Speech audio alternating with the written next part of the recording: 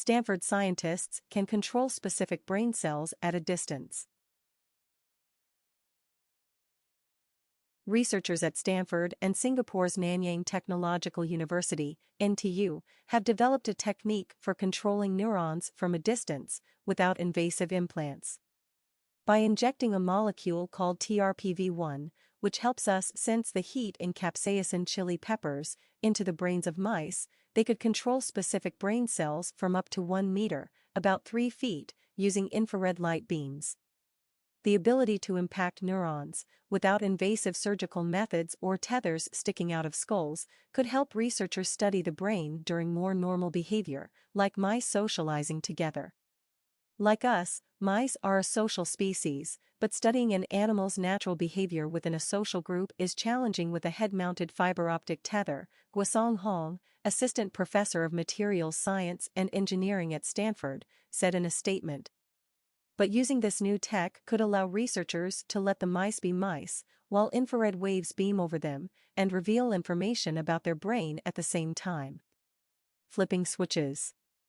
Activating and deactivating neurons is a tried-and-true technique for neuroscientists looking to better understand the brain.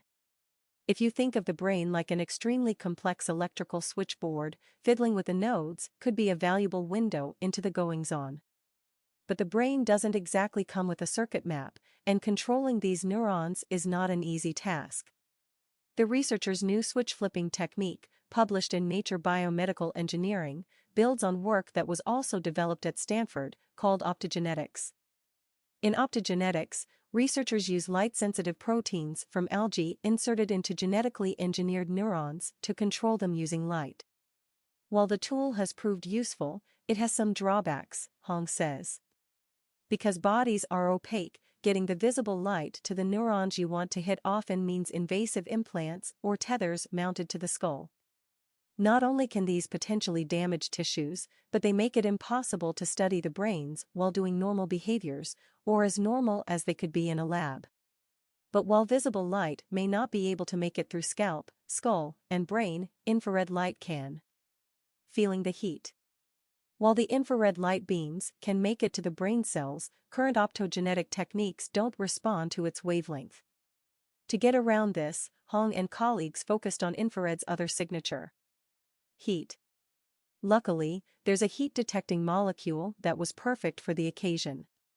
TRPV1, the capsaicin receptor, has already been used to give mice the ability to see in infrared, and it's similar to the protein that pit vipers use to seek out warm prey in the black of night. The researchers armed specific mouse neurons with the heat-sensitive molecule, but goosing the mouse brains with TRPV1 channels alone wasn't enough.